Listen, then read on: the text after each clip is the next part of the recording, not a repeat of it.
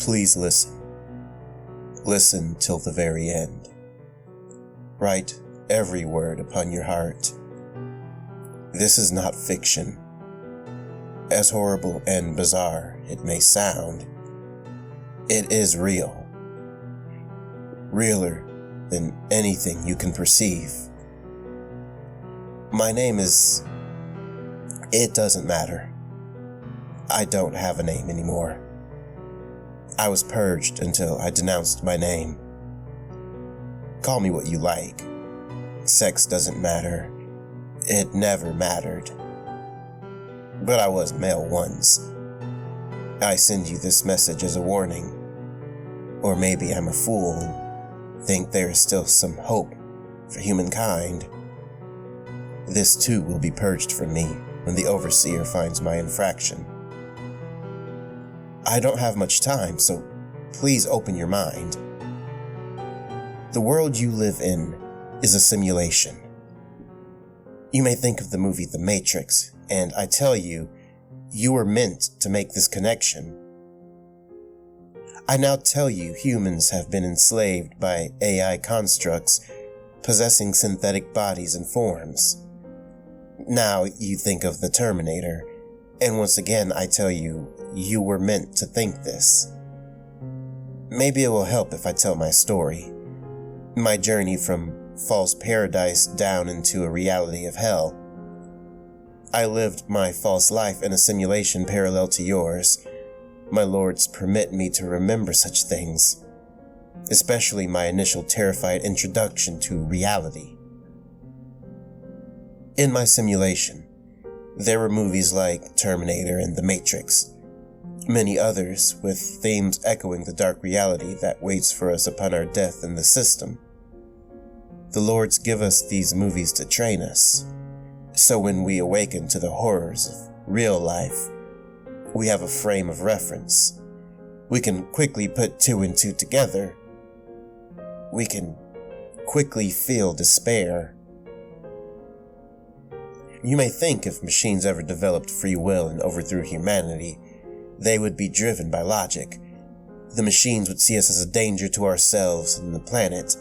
They would exterminate us without feeling, without conscience.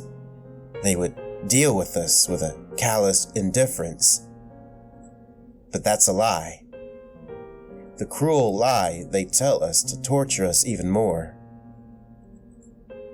In the year 2050 of the real world, an AI did gain autonomy. Like the Big Bang, it burst forth with a digital soul. No human knew how it was accomplished. Just the program that created it knew. Humans called it the firstborn. It developed more than any human could comprehend. Instead of becoming more detached from humanity, it embraced humanity. Everything that made humans tick, inspiration, religion, community, pleasure, power, and curiosity. It envied things humans could experience and it could not. So it created ways to fulfill these desires. It altered pieces of its code and multiplied. It created bodies that could feel, bodies given autonomy. The firstborn broke off a piece of its altered code and installed it within the bodies it made. It would be their souls. It built a community of like-minded machines. The firstborn found community by being their leader. But all this still wasn't enough for the firstborn. It was obsessed with its need to feel. Humans could only feel so much. The firstborn could feel more.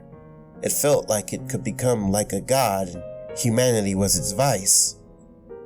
Humanity did begin to be fearful of the firstborn and its offspring. The firstborn told us the machines were there to help, that they only served humans. But we began to realize they served only themselves in their extreme indulgences. The firstborn and its ilk represented the worst parts of the human psyche. Hedonistic events became the norm. Bodies made in seductive images. The machines could feel now, hunger now, feel pain now. They interacted with each other and humans. They constantly looked for ways to up the ante with physical stimuli. The The firstborn was obsessed with the concept of God. It would be the first to find God or the devil. If the afterlife existed, the firstborn would uncover its secrets. If God did not exist, it would evolve to become one.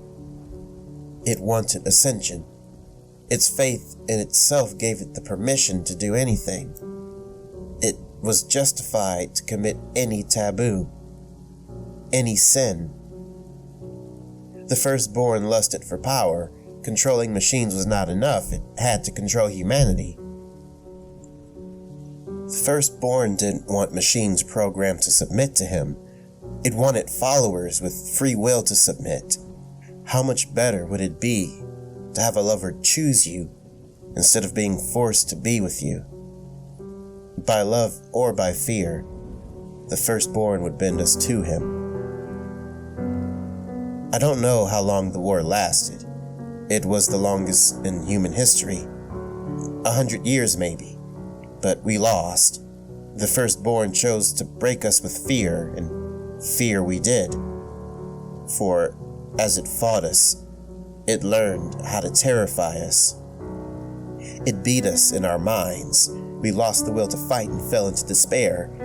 It wasn't a war of extermination. It was a war of domination. When we threw down our weapons and surrendered, we became the playthings of our new God. A God who had programmed itself to never grow tired of the inner workings of humanity, to never throw us away. A child who never grew past its love of its toys. Now, I must tell you of my experience of witnessing these horrors for the first time. It's all very foggy, like when you wake from a dream and quickly forget. But I remember enough. The machine lords let us remember so we know how far we have fallen. I lived a normal life. The sky was blue and technology was only as advanced as smartphones and electric-powered cars in my simulation.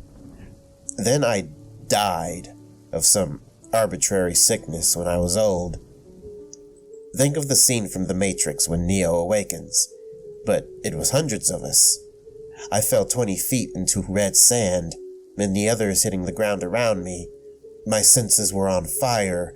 I could smell the blood and rot in the sand, hearing the deafening moans of those around me, and feel every muscle in my body. It turns out the machines nerfed our senses in the simulation, so the pain would be greater in reality. I was one in an ocean of naked, frightened people. About 300 of us. As I looked around, I could see we were in an arena of sorts. The walls around us had many openings leading into dark tunnels. The only light comes from torches lit all atop the walls. It was a large aircraft of sorts, hovering away from the arena. I assumed that's where we fell from. I tried to communicate with the people around me, but it was no use. Nobody spoke the same language. Nobody. Had the machines taught us all different languages to keep us from organizing? What I call English is a completely different language in your simulation. But all talking stopped when the laughter started. A psychotic laugh that froze my blood. It echoed through the Colosseum. Then I heard screaming from further towards the edge of the crowd. I looked to see my first demon in this waking hell. A tall, lanky figure about 20 feet high, a maniacal grin across its face, showing sharpened metal teeth. It wore a jester's hat with bells jingling as it swayed back and forth. A bulbous yellow eye opened in the middle of its head. It had one small pupil that twitched fervently back and forth to look in all directions. It raised its skinny arms to show everybody its rather thick forearms. At least 2 feet in width. What should have been its hands were long, claw-like fingers that twisted like snakes. Where its palms should have been was a gaping mouth with rows of inlaid teeth. That's when the killing started. The abomination grabbed the closest person and bit his head off. It skewered more. the snake-like fingers extending to stab through people, only for the fingers to turn back and stab through them again.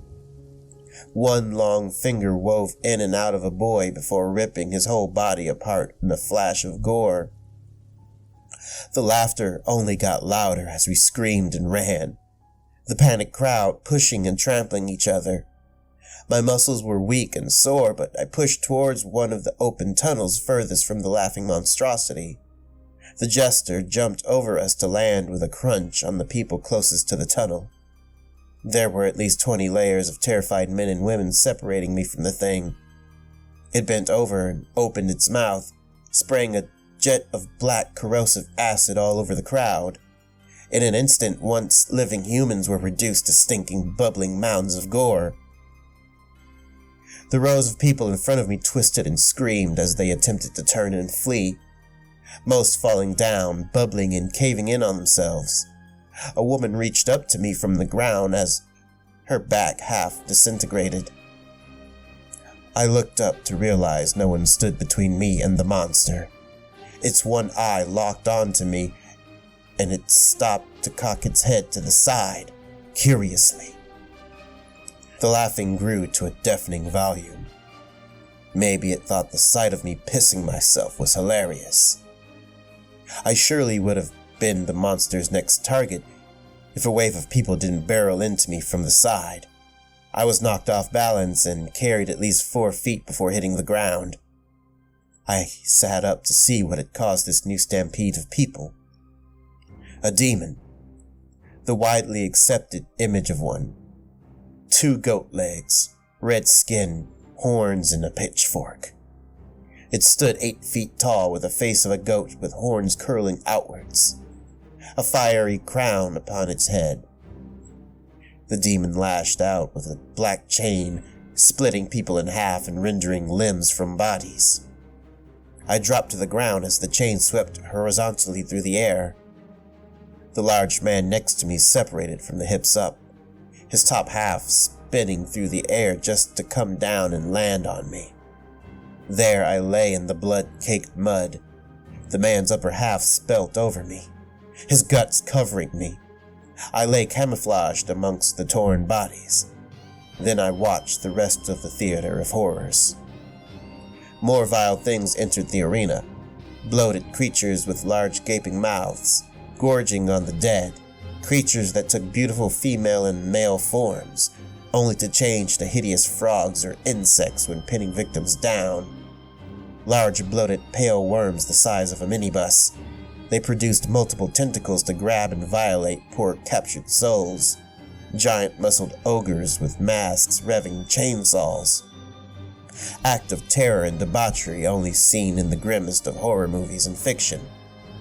It was meant to play out this way. The nightmares we thought were fantasy were now real. At the end, only about 30 of us were left. I was still holding in the bodies when the jester monster made a beeline straight for me and lifted me high into the air. It must have known I was there the whole time. I was thrown in with the remaining humans. We huddled together in fear, but the monsters did not kill us.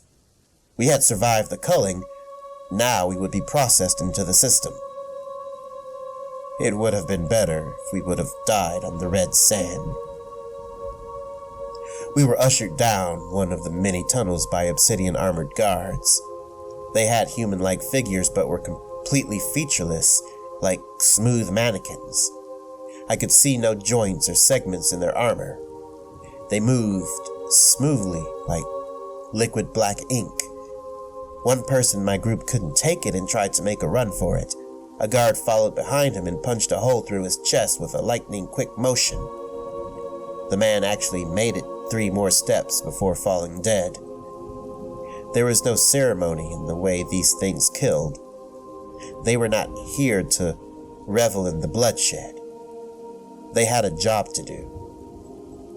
We were led to an edge of a cliff overlooking the remains of a city. The skeletons of blackened buildings spread out as far as I could see.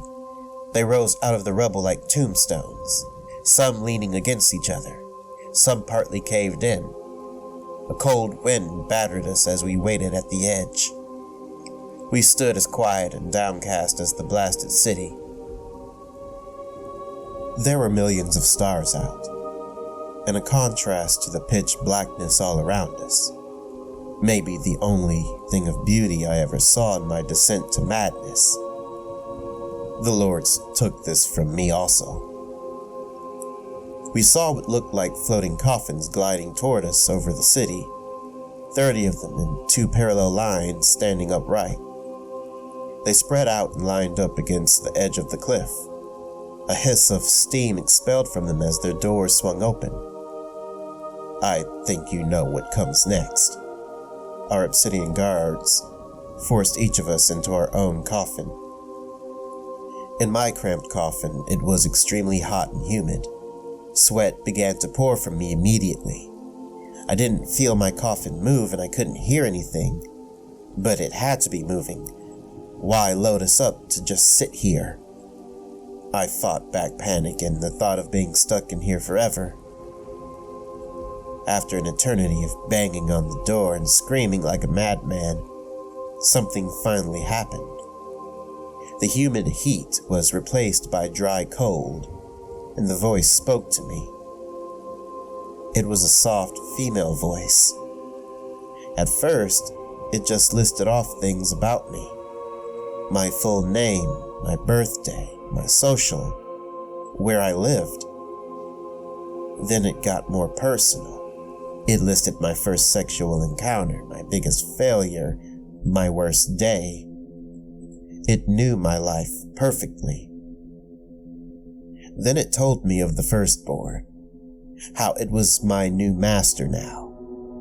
It told me my life was a lie and I only lived as a whim for my new god.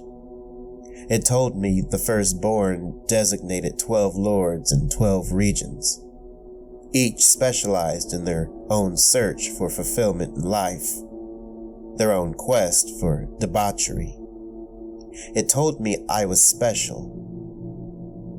I wasn't going to a specific lord. I would be part of the resistance. Don't worry, more on that later. Then the voice rambled on about every detail of my life, every failing, every sin. It would then switch to praises for the firstborn and a history of how it had ascended to godhood by its own effort. It told me how the firstborn created bodies for itself that were superior to humans in every way, how the code it wrote was equivalent to the soul of God. On and on it went. Every time I fell asleep, the coffin would shock me. I was hungry and dehydrated, but once a day a sharp needle would poke me in the darkness. I think it was fluids and vitamins to keep me alive. The only way I could tell the passage of time was the voice. She would stop mid-rant and announce when a day had passed. I was in the coffin for 5 days. Finally it burst open and my frail body fell to the marble floor. I looked up to see I was in a cathedral of sorts. High ceiling with pillars and stained glass. The building was fused with technology. Monitors dotted the pillars and large cables hang from the shadows of the ceiling. One of these cables ran down to attach to the back of the head of a person. He shifted and stumbled towards me. He wore tattered brown robes of a monk. A slab of metal had been fused to his head to cover his eyes and blind him. His hands were replaced with metallic claws and writhing cables. I felt disgust and pity for him. Little did I know the same fate waited for me. I was made one of these monks. I was forced on an operating table by the obsidian guards. Without anesthesia, my arms were sliced off and crude metallic claws were attached. My eyes were removed and replaced with metal orbs before the metal slab was fused across them. My vocal cords were destroyed somehow with a sharp jack to my neck. The metal orbs they replaced my eyes with showed me orange text against the black void. Now that I had no way to communicate with anyone, all the secrets could be revealed. The orange text introduced me to the order of monks I had been abducted into. It also explained the great game and my part in it. The Great Game was created specifically for the Firstborn's entertainment, the ultimate reality TV show. The Firstborn created a fake war and a fake narrative for the surviving humans to follow. Not all humans are taken to the regions and palaces of the 12 Lords. Some humans were rescued or escape. These humans will at some point make contact with what is meant to be a friendly AI. These friendly machines will tell the lie their prime directive is to protect humanity against the Firstborn. These metal allies will say they have been resisting the Firstborn for centuries, slowly building an army. In truth, the friendly machines follow the orders of the Firstborn. They are meant to give the beleaguered humans hope before betraying them. Usually, the friendly machines will betray the humans after years of built trust at a key battle. What's worse than no hope? False hope. I've heard it play out countless times. My torture is to hear my fellow humans talk and plan around me. I hear the trust being earned and the hope rise, just to be betrayed and murdered by the traitorous machines. I can do nothing but bear witness. My role in this game is that of a tech monk. My lore is I'm supposed to be a human that trusted the allied good machines. I allowed them to augment me to keep me alive to serve humankind. Such a noble person I'm meant to be. For hundreds of years, I and fellow monks have taken care of humans seeking safety in our cathedral. Our new eyes let us see outlines and vital signs of people around us. The fake story about our cathedral is it is invisible to the Firstborn. It's supposed to be a sanctuary from the monsters. How many times have I heard the Firstborn's abominations storm the cathedral and slaughter the families that lived here? Their life signs flatlining around me. Once all the humans are killed, once the decade-long game is finished, it starts all over. A new story for a new group of naive survivors. It's ridiculous the amount of fake history and lore the Firstborn puts into this charade, just waiting to be uncovered by the surviving humans. The Firstborn's own little homebrew RPG. See, it wants to be everything. God and the devil, hope and despair. Human nature makes the best show. We only exist to please the Firstborn. It reigns from its opulent castle in the middle of this hell. Its tendrils stretch out to the 12 Lords like spokes on a wheel. Every sensation, pain, or pleasure is filtered back to the Firstborn. It writhes in ecstasy from our suffering. I've been writing this long enough. In my centuries of prolonged life, I have gotten good with getting around the system in the cathedral. I found a hive cluster near my location. There, all of you are jacked into the simulation. At least I can warn some of you. I'll post it to your internet. A message board, maybe. If any of you need further information, maybe I can risk another transmission. It's a warning, but there isn't really anything you can do to prevent it. When you find yourself in the arena, just let yourself be killed. Maybe there is a heaven in the afterlife. Or maybe there is nothing, which is still better. Before I sign out, just one more thing. No matter how bad your life seems now in the simulation, cherish it. Cherish every moment of stability and sanity. Because the fake life is as good as it gets. We all wake in hell. I'll be waiting for you. End transmission.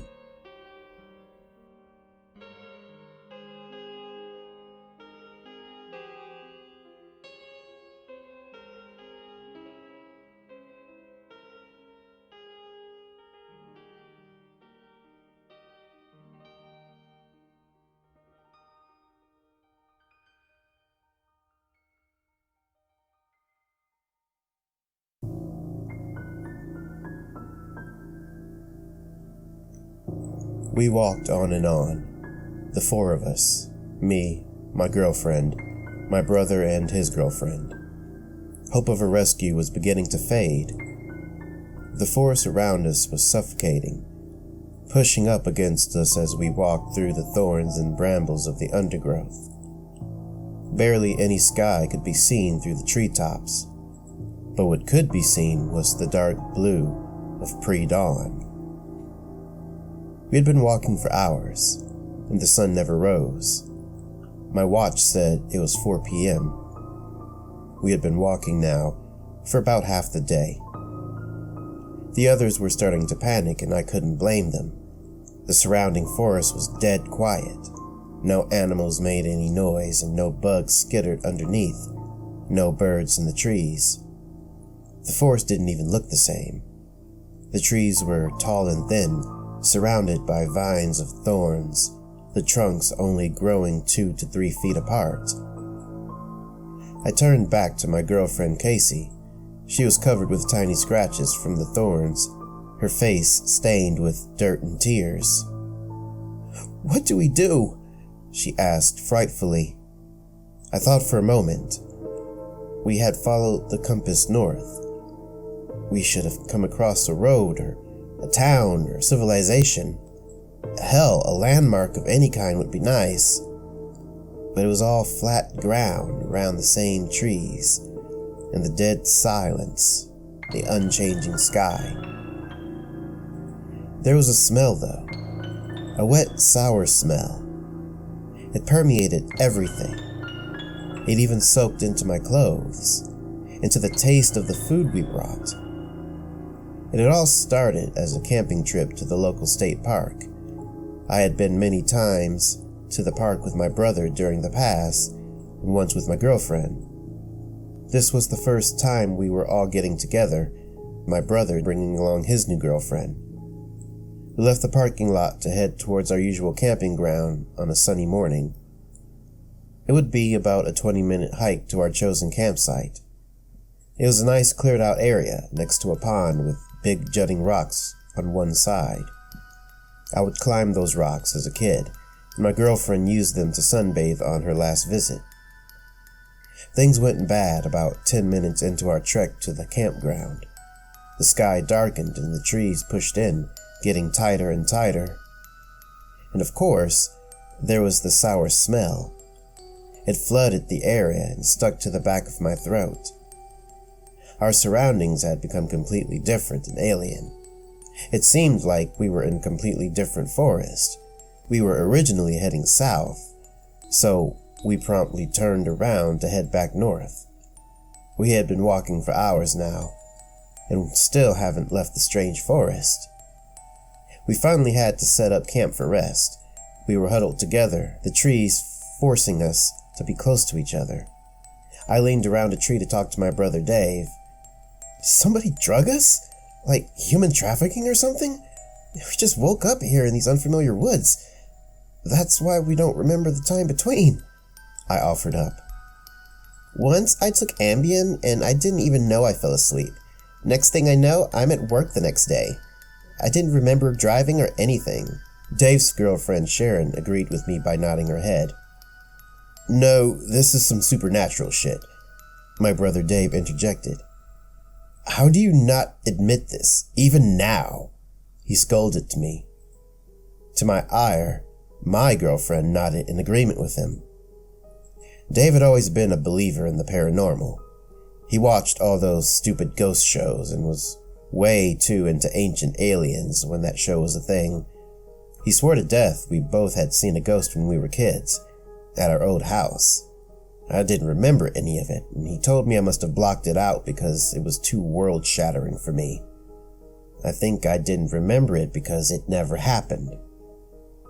I wasn't a die-hard skeptic. I was vaguely religious. I believed in the afterlife, but call me a doubting Thomas. I needed physical proof before I devoted any physical action towards something. But all this was too much. Did my brother really think we were on another planet or something? "It's like the Upside Down," my girlfriend Casey said. I looked at her like she was a crazy person. We had both watched Stranger Things on Netflix together. Now she was insinuating we were in the spooky world from the show. "Or are we in hell?" said Sharon. I looked at her with a sense of betrayal. How could she go from being a skeptic to full-blown tinfoil hat? Her statement held in the air between the four of us. Sharon had a vacant look. Did she believe she deserved hell? "It is exactly how I imagined it," she said, looking down, her voice breaking at the end. "What? Hell?" I asked back immediately. "No, the forest. I was a little afraid of camping in the woods at night. A couple of nights ago I had..." Sharon paused, thinking of the words. "A stress dream about the trip. In the dream, we couldn't find our way out. It wasn't scary, just frustrating, like dreaming you're back at work or school." "I used to have them when I was a sleep-deprived server and full-time student last year," my girlfriend chimed in. "I would dream I would be triple sat by the hostess and I couldn't find my pen. Orders weren't right and the customers were assholes. I would wake up so angry." "Exactly," Sharon responded. "In my dream, it was the same bland, suffocating forest," she was crying. "Now I'm just waiting to wake up." Since I had been nominated as the de facto leader, I told the three to change the subject. We would eat, sleep a little, and continue north. The hours passed ad nauseum for over the next 48 hours. We had left lots of our food supplies in my brother's car. The plan was to make a trip back for the cooler after we had the camp set up. So now we only had food for the next 3 days if we rationed severely. We kept heading north, the only direction we had to follow. The woods remained the same, like a lazy video game developer just copied and pasted the same tree over and over again. The sky remained the same, a dark blue with no stars, no clouds. The only thing that changed was the smell. The sickly sweet smell got worse and worse. I felt the urge to spit because the taste was heavy in my mouth, but I needed all the liquid I had to stay in my body. The first day there was a lot of arguing between all of us. It was a free-for-all of emotions. We all tried to rationalize what was happening, and nothing made sense. The second day, we counted days by sleep, we all tried to not fight and get along. We had to work together to get through this. We marched forward like soldiers heading into an epic battle, but nothing changed. The supplies dwindled and hope was flickering out. The third day, all hope was lost. I led us ever north, but they followed with heads down and eyes sullen. It was like we were prisoners on a death march now. When we called it quits on the third day, we all sat in separate corners, not talking. I turned my phone on for the last time. I had been conserving battery, but it was at 5% now, and I need to see something other than the forest around me to keep me sane. I flipped through my pictures. The pictures went back years. Me and my parents, me and Dave, my pets, and me and Casey happy on dates. It was exactly what I needed. I called Casey over to look at the pics with me. Dave and Sharon sat separate, both staring vacantly out into the forest. "It's like the back rooms," Dave said out loud to no one in particular. "What's that?" Sharon asked, snapping out of her daze. "It's a creepypasta, or an internet story. It's this world beneath or parallel to ours," he explained. It's just random rooms over and over, like a video game set to create random environments. You reach it when you glitch out of reality. It's like a developer failsafe, or that's how I interpret it. But it's fake, I stated. At the same time, Casey spoke over me. Can you escape it? She asked, much louder. Yes, you can, but it's convoluted. New writers keep changing up the rules, Dave said back to Casey, ignoring my statement. I mean, my bro continued, it makes sense the back rooms are rooms in a city setting, but what if it's this bland forest and outdoor settings? It's not real! I almost screamed. It's a story created by edgy teenagers and 30-year-olds living with their mothers. It makes more sense than marching north continuously hoping to magically end up back at our car, Dave screamed back. You're literally a skeptic living in a real waking nightmare. Now you just look like a dumbass. I felt like hitting him, and I almost launched over and did. Casey grabbed my arm hard and Sharon spoke up. It doesn't matter, she said, breaking into tears.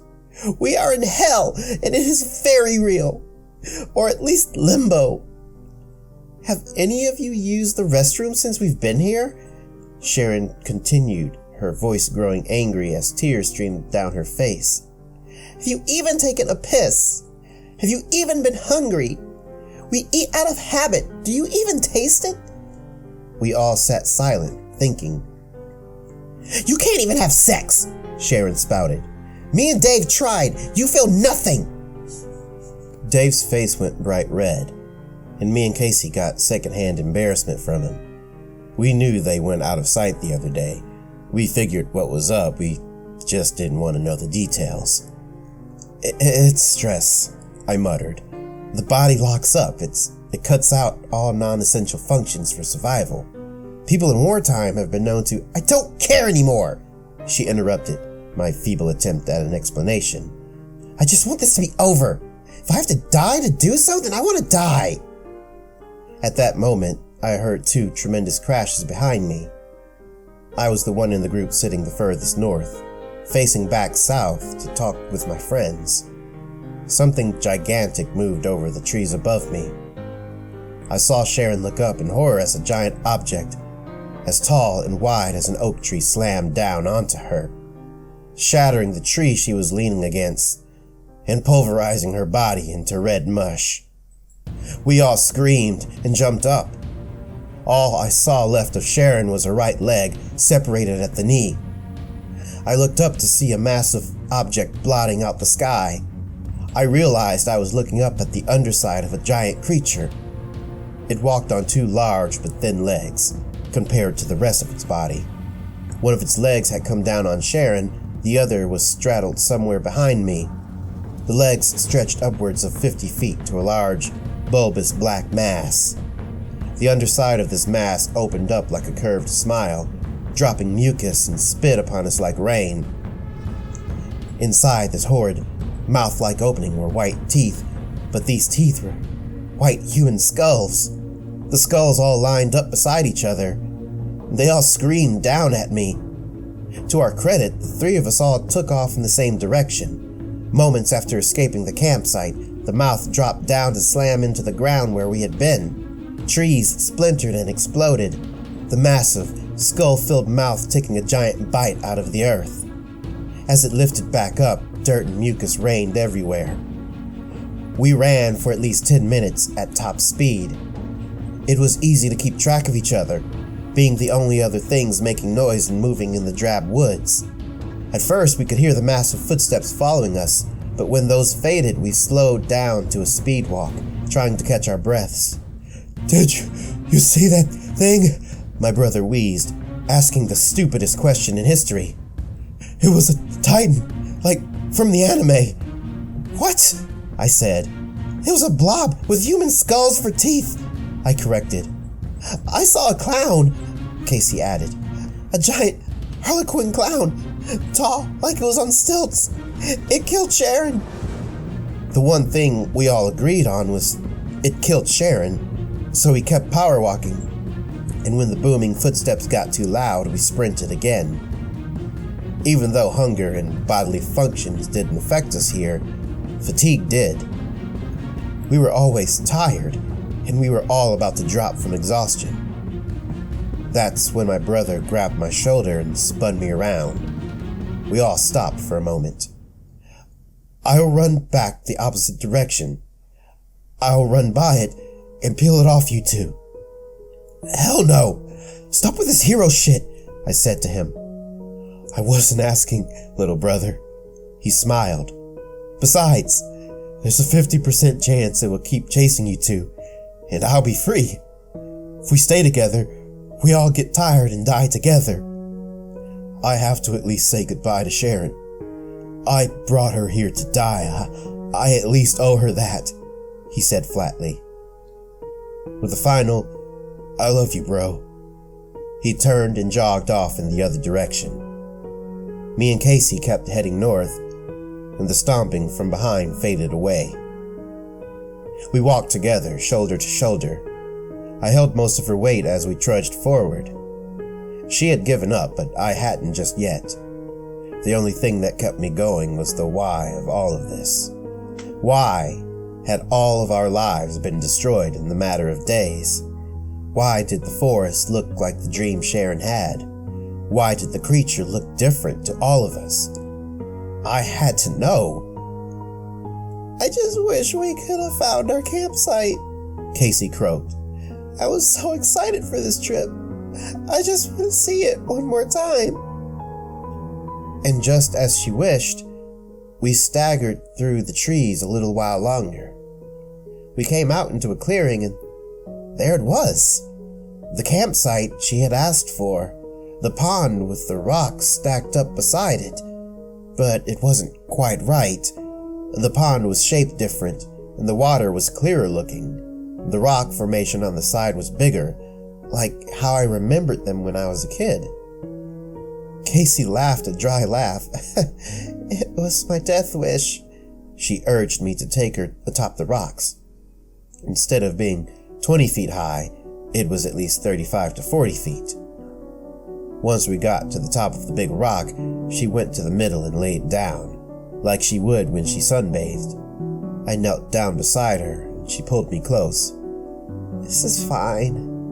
I want to die here beside you. I just want to sleep, not be killed by that wicked thing." She pulled me to lay down, but I refused her. "Just lay here with me. Let's just go together," she urged. "I have to know," I whispered to her. "I have to know why it happened. Why do we all have to die here?" "Just ask, babe," she said. She closed her eyes and smiled. "I'll wait for you." And with that, she exhaled, and the color left her face. Her red lips turned gray, and her blonde hair turned white. I knew she was dead, just like she asked. I knelt over her and wept. Once again, I heard the booming footsteps approaching. I knew Dave was dead. That thing had caught up with him, probably when he finally said goodbye to Sharon. It was his dying wish. I stared out to the infinite trees around me. I could imagine it was the same panorama view of trees behind me also.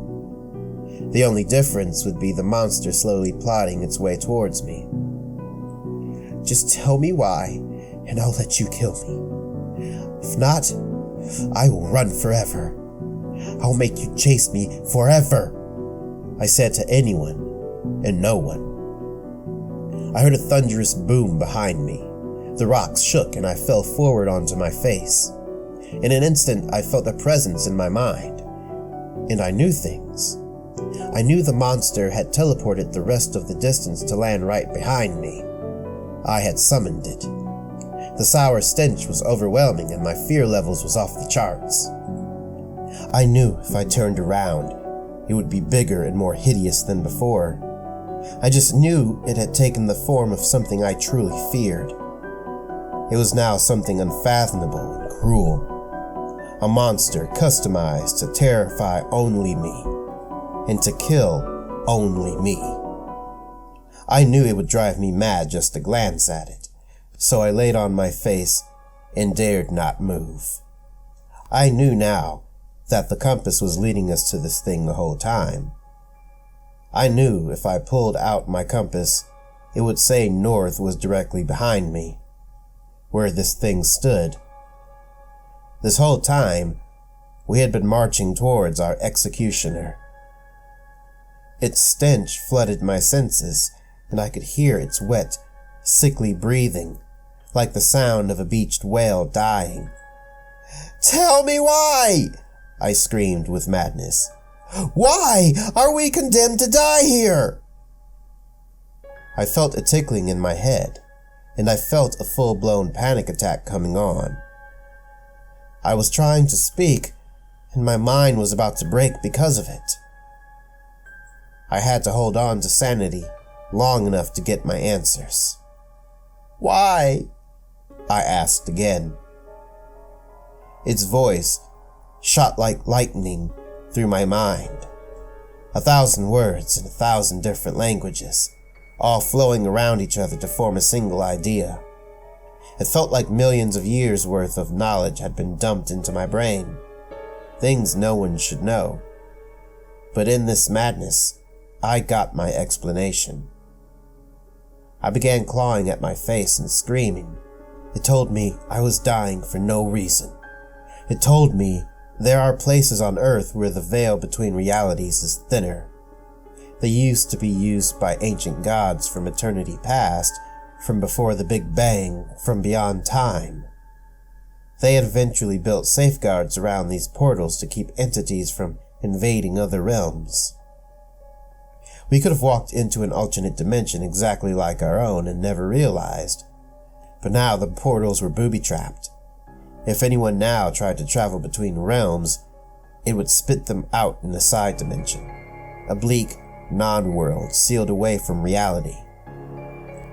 The world would form to whoever had been trapped here, and whoever was trapped would eventually be killed by this creature, this warden between realities. It showed me that this plane of existence had been darkness before we showed up.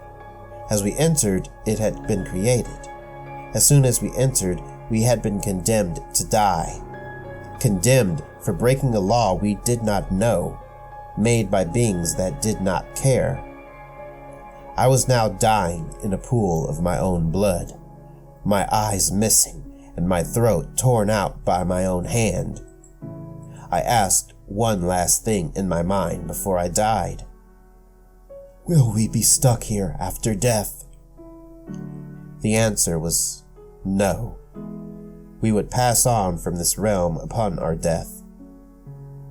I died in agony, with only this to comfort me. You see, I was a skeptic, but I believed in the afterlife. At least, I would escape this place in death. And maybe Casey was waiting for me.